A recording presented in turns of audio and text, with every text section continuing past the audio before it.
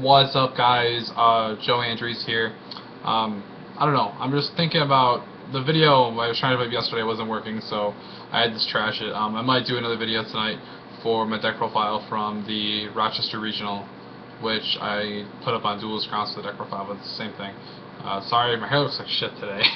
I'm getting ready for bed. I thought, though, what I'd do was I thought I'd go over what my thoughts would be for the ban list, which is coming out. It's got to be out within the week. And this ban list is really interesting because we have a lot of really awesome decks right now, and they derp all over the place. And we just got another one too, which is Fire Fist, and it's fair. I mean, I don't know why people are going nuts about it. It's a fair deck. It's a deck that's counterable, not just like Herp Derp Magician Shark. Hey, look, you can't play spells. I have this huge field. Ha ha ha ha ha ha, or something like that. I know, because I've played Wind Up since, I want to say, it was November. Providence? Yeah, Providence. It's a long time I played Wind Up. I actually just started playing Mermail, and I like Mermail a lot, but Wind Ups are just so good. Wind Ups is like one of the best decks. In my opinion, the best deck of the format. And Rabbit is also on the rise. So, my feelings concerning the band list, band-wise, a wish list, Blackluster Soldier needs to go. The Envoy, he's been here for so long, and he really he wins games for people that don't deserve to win games. The card is so unfair. I'm extremely salty. I've won games because of it. I've lost games because of it. It needs to go. Pot of Avarice needs to go.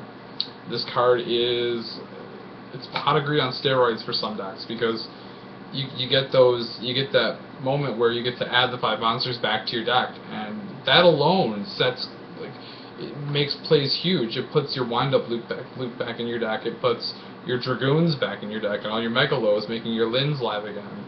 It makes any deck that plays a lot of monsters.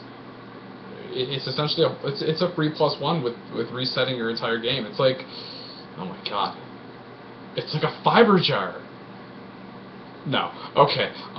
Going forward, people think Monster Reborn should be banned. I don't think it should be banned. I think it's a card that the game needs cards like this. The game needs cards where you have the ability to summon anything you want from other players' graveyard. You have to have that kind of danger available in the game. It's not on the same level as Blackluster Soldier, where you just drop it and you swing for a double attacking 6,000 that can double attacking 3,000 monster who can banish any card in the field, or any monster in the field. There's no reason for something like that. My next pick for a ban would probably be, I don't know, I guess that's about it. I mean, honestly, those cards are pretty much the ones that cards I feel like those two just should be banned. They should go. There's no reason for them. They're not healthy for the game at all whatsoever. Limited is a whole different story.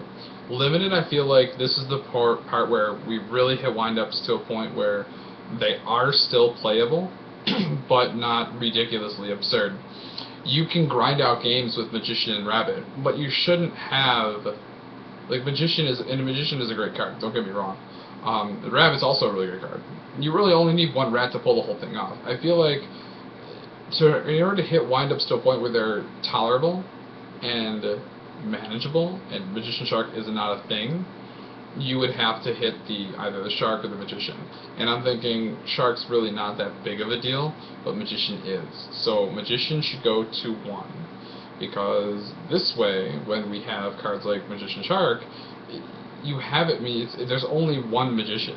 So if you do draw that one Magician, it's fine. It's the same logic behind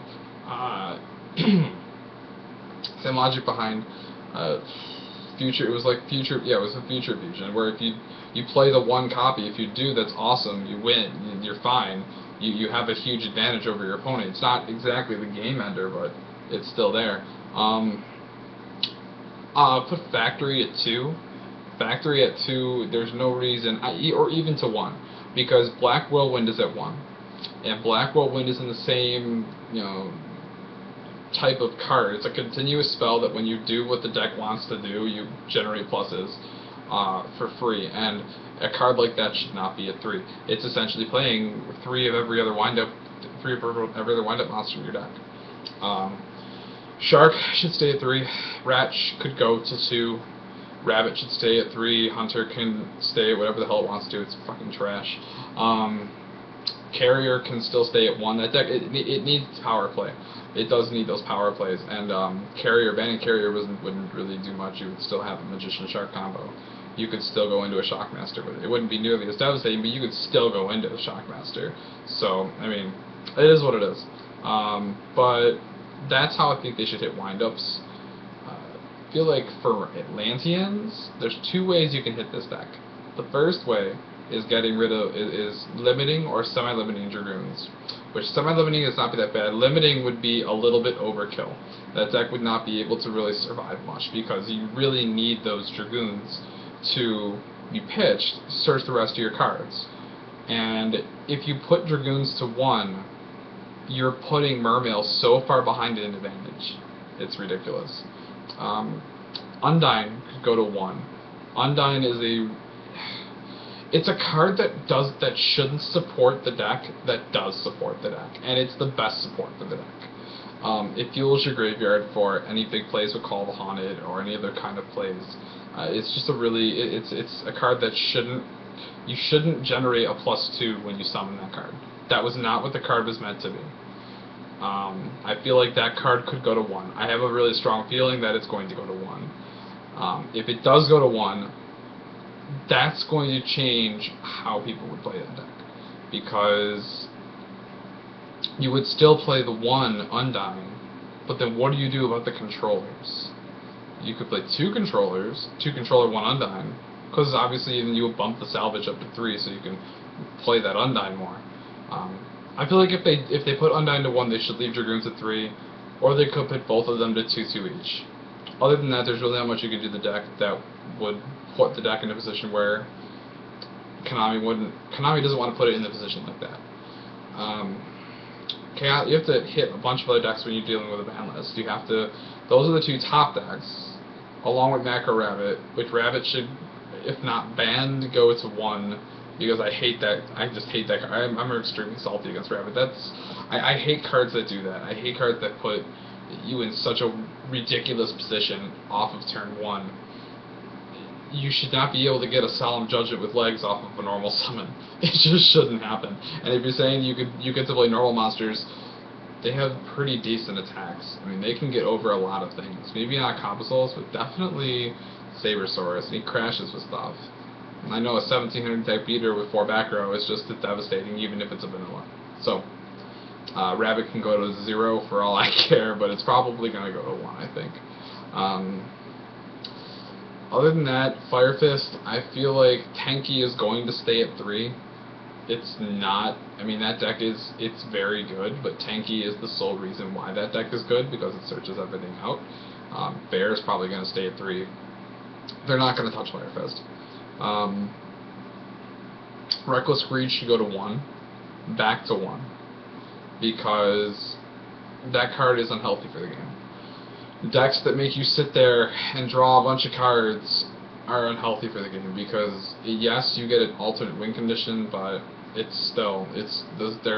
you have no interaction with your opponent really whatsoever, and it's just an unfair advantage. It draws out tournaments, it draws out rounds. It's ridiculous. Mind August should be banned. Eva Gishki Mind August, that's for the Gishki FTK. That deck is just unhealthy for the game, because even if you go into time, you can still sit there for an hour and a half. Yes, an hour and a half.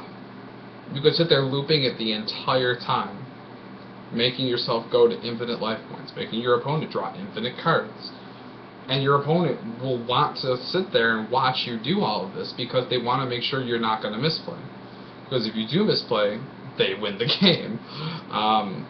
It's not a very healthy card for not a very healthy deck for the game. It needs to go. That's not what Gishkis were Konami initially intended. That's not what they were intended to do. They were intended to be a ritual-based deck, not a draw your entire deck in the first turn, because I have other draw cards that do the exact same thing. Other than that, I could feel like Torguide will stay at 2, Sengen could stay at 1, obviously.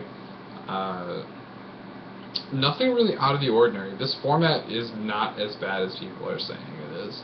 Some things need to be tweaked a little bit, but other than that, I mean, it's really not that bad. Um, but yeah, you feel free to post your opinions. This is pushing 10 minutes, so yeah, have a good day.